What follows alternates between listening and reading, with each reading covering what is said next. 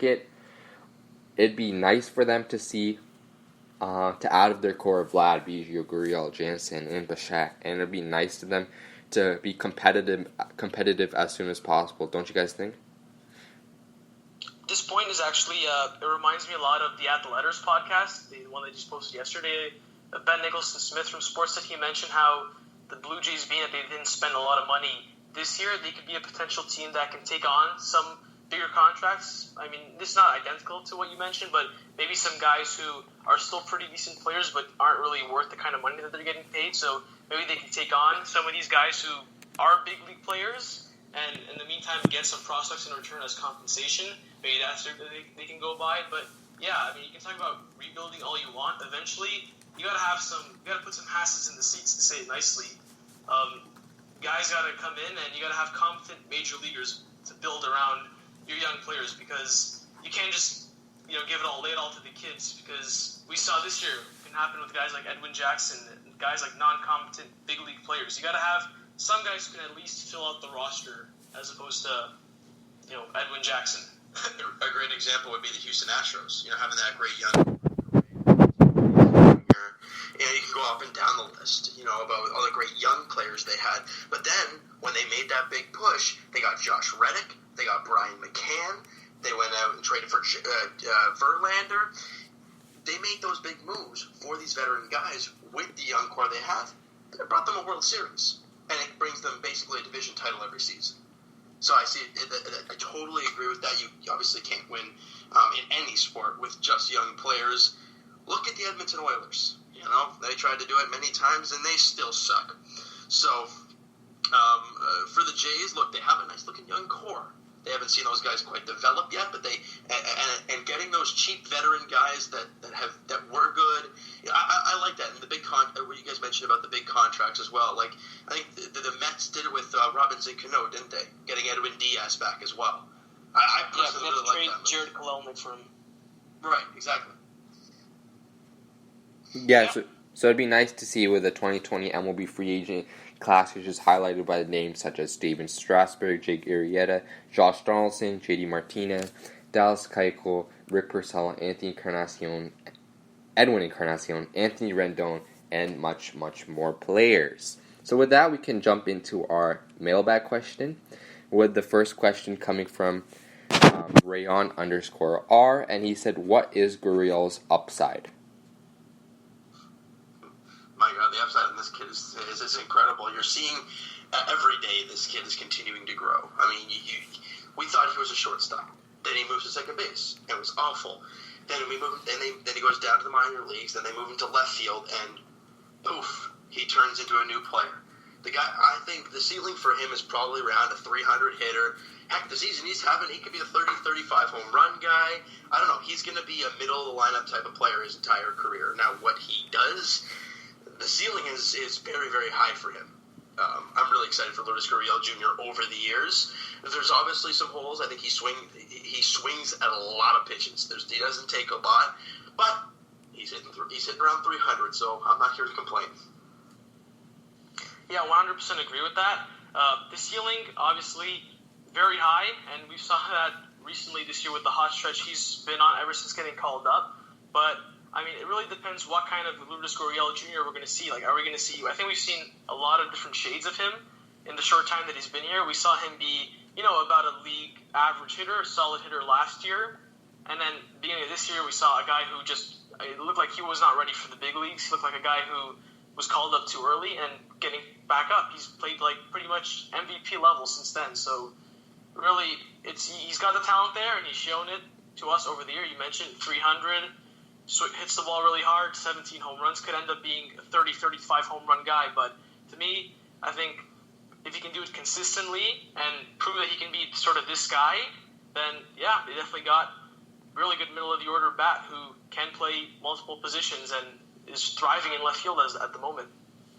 Yeah, and certainly if he keeps this pace, he's certainly going to be an all-star next year. No doubt about it. And he's certainly going to be a nice guy with the main core of Biggio, Guerrero, and Vladdy, who's Biggio, Guerrero, and Bichette, who's going to be, Gurriel's going to be right with them guys. And we can also add guys like Teoscar as well.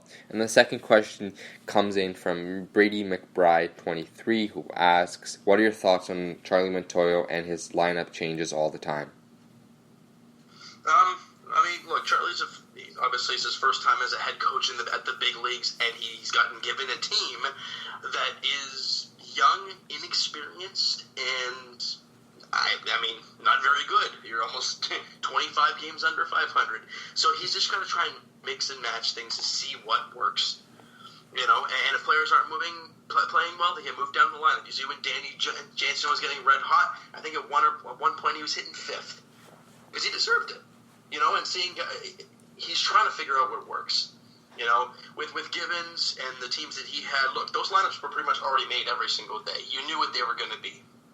But for Charlie Montoyo, he just got thrown a bunch of kids, a bunch of veterans, and is like, here, make a team out of it. And he's still trying to learn how to do that. So,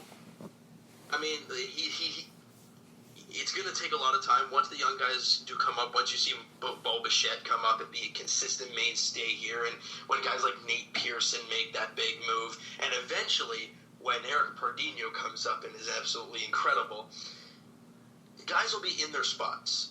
And Charlie won't have to move them. But for right now, it's just a carousel. You don't know who's going to hit where. Vladdy was hitting 2 at one point. He was doing well. Now he's struggling, so they're trying to move him around. It's all about trying people out in different situations, I think. I think Charlie's philosophy of moving the lineup over sort of aligns with the Blue Jays' goal this year, which is essentially to try as many new things as possible, essentially take a year off to be a tryout year, and then see if something works, see if something sticks. And so far, he's searching for answers, moving guys all over the place, and trying to find an order that fits this team the best way. And as you mentioned, it's not easy. He's learning on the fly as his first year at the major league level as a manager, as a head manager. So, yeah, I think it's hard to really criticize him for not working because, you mentioned, he wasn't given a team that was really expected by anyone to blow anyone over in terms of wins and losses. Yeah, and certainly major league hitters should be able to hit at any spot if they're comfortable. And I feel like Charlie, as you said best, he's just a tryout year for the Jays. He's just trying to find gold in these players, and he's found gold with Lourdes Gurriel Jr. in left field, who's been amazing out there. So it's nice to see. Personally, I'm a fan of it. I like how players are always moving, kind of like John Gibbons, who stuck Kevin Pillar at the top of the line every single game, even though he sucked at the number 1 spot as a leadoff hitter. So I like how Charlie experiments, and hopefully it will result in some success in the years to come. And this third question is from Waj Hassan, who asks, what are your thoughts on Vladimir Guerrero Jr. and if he should be moved to first base in the future? I like him at third. You see the arm on that kid? That's a third baseman's arm if I've ever seen one. Now, range-wise, look, you got to remember, the kid's 20. We're talking about Gurriel, and we're talking about Kevin Biggio in the same sentence as Vladimir Guerrero Jr. Biggio's got 4 years on him. Gurriel's got 5 years on him. The kid is so young, and he's still so raw talent. He's going to be a third baseman. As much as the guy eats very well, he's a third baseman. He's got nice hands, and as I said earlier, he's got a really good arm, and he at least, I could see maybe in the latter half of his career, like when he's like 34, 35, whatever, going over there to first base, that makes sense. But for the bulk of his career, I just see him as a third baseman. I don't see him going anywhere else. I think third base is a tough position to replace. Not a lot of guys who can play really good third base, and I don't really know who the Blue Jays would have to stick at third base should Vladdy move. Kevin Smith is a guy who Blue Jays feel is their best defensive infielder right now in the system. I'm not sure he is ever going to be able to hit. He's never going to be able to hit like Vladdy will be, but hit as like a serviceable major league player. So I think you got to try him at third base until it really doesn't work anymore. I think moving him to first base would be a last resort thing, kind of like Aaron Sanchez to the bullpen. So I think, you got to keep him at third.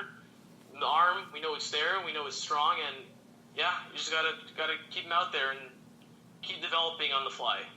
And you look at a lot of the really good third basemen out there in the league. There's a lot of them.